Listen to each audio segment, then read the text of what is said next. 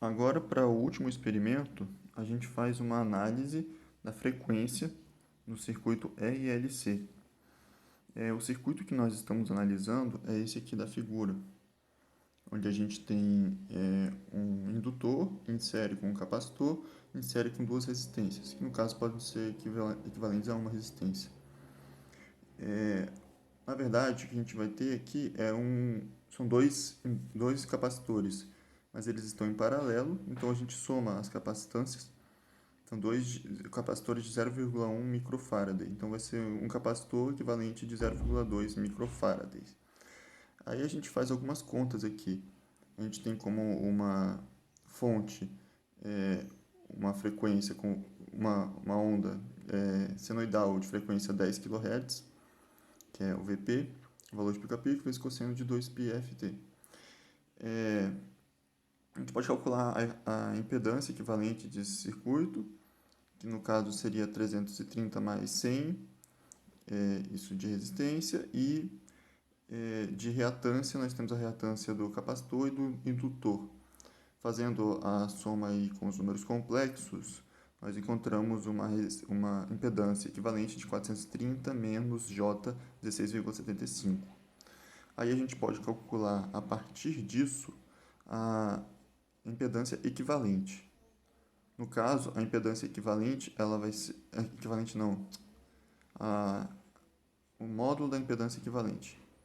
O módulo da impedância equivalente é raiz de 430 ao quadrado mais 16,75 ao quadrado, que dá esse valor aqui. A partir disso, então, a gente pode pegar o módulo da tensão e dividir pelo módulo da resistência, da impedância equivalente, e encontrar o módulo da corrente. Então, a gente tem 1,5 dividido por raiz de 2, que é o valor eficaz, dividido por 430,33. Isso é o módulo da corrente. Mas isso é para o caso ideal, que seria de menos 1,5 até 1,5. Mas o Alice não é capaz de fazer essa fonte de corrente, de tensão. Então a gente tem que pegar, na verdade, de 0 até 3. Então muda-se um pouco o valor de atenção eficaz, o módulo da tensão, mas o cálculo ideal seria esse. Agora, partindo para o circuito mesmo e uma análise no Alice, o circuito é este, e a gente coloca como fonte de tensão a onda em verde, que no caso aqui é uma onda de 10 kHz, de 3 pico a pico, 3 volts pico a pico, e do tipo seno. E a gente analisa aqui em... Deixa eu só aumentar aqui.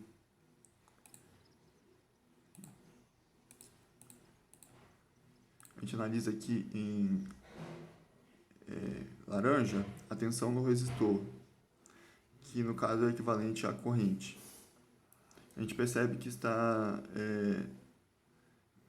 mais ou menos em fase, e além disso a gente nota uma coisa: se a gente aumenta a resistência na frequência, por exemplo, no caso já está 10 kHz, já está com uma corrente relativamente baixa. Se a gente aumentar mais, para o limite, por exemplo, do software, que é 25 kHz, a gente pode dar um run aqui, um enter, e é isso que a gente observa aqui, ó.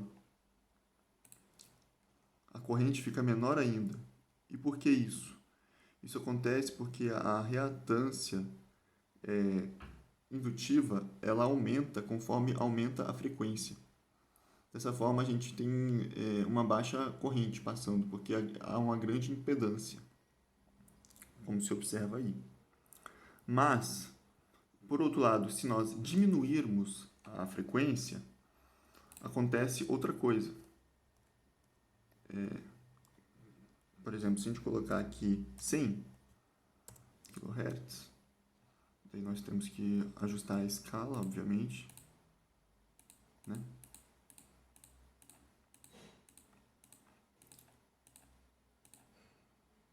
Se observa uma maior corrente, que é o que está em laranja.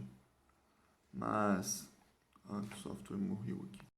O que a gente percebe aqui, teve um problema no software, mas já corrigi, se a gente diminui a frequência, acontece que a corrente também fica baixa. Por quê? Porque a gente tem aí um circuito RLC.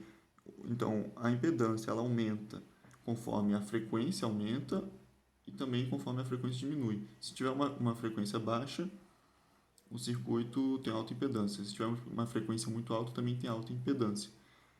Isso porque, por um lado, o capacitor ele aumenta a impedância conforme a frequência diminui e o indutor aumenta a impedância conforme a frequência aumenta. Então, dessa forma, se a gente tem uma frequência de 100 Hz, que é relativamente baixa para o circuito que nós temos em questão, em laranja a gente vê uma corrente muito pequena, que é uma corrente praticamente nula em comparativo. E isso se dá devido a essa característica de alta impedância. Por outro lado, como nós vimos, se nós aumentamos a frequência, também tem-se aqui uma baixa, uma onda laranja pequena que está associada a uma baixa corrente. Por último, foi coletado aqui os valores de corrente para dois resistores, variando-se a frequência. Então, a frequência foi a variável independente, que ao ser variada gerou diferentes valores de corrente, e esses valores foram registrados nessa tabela que está apresentada aqui no Excel. Para a resistência de 100 e de 300 ohms.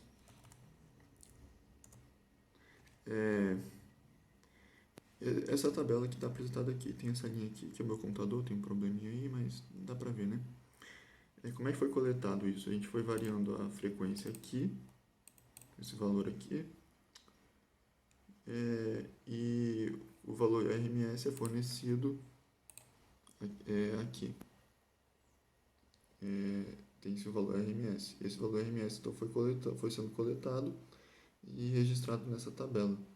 A partir disso, deveria se gerar um diagrama de Bode. Mas o software Alice ele não consegue gerar isso muito bem. Então eu procurei na internet e eu peguei essa daqui, por exemplo. Esse é o diagrama que deveria ser gerado. É o diagrama resposta em frequência do circuito RLC, que é o circuito que a gente está analisando. Esse é o diagrama de Bode, que é numa escala logarítmica e tem essa decaída aqui de 20 decibéis por década, enfim. Acredito que seria isso que deveria ser plotado, mas eu não consegui gerar ele. Mas é isso. Agora eu vou mostrar o motivo pelo qual eu não consegui gerar o diagrama de Bode. Aparentemente o software Alice ele buga ao tentar gerar esse diagrama. Ele simplesmente fecha e eu tenho que abrir de novo, tentar de novo, e ele fecha de novo e ele não gera de jeito nenhum. Então, não pude gerar esse diagrama. Se a gente pegar aqui, ó, Bode Plot. Aí a gente pega aqui, canal A, não gerou nada. Canal B, não gerou nada. Aí eu pego o Run. Tá, tem que selecionar.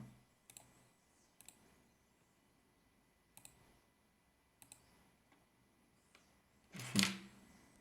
Aqui, por exemplo, se eu clicar Polar Plot, Act Plot, não gera.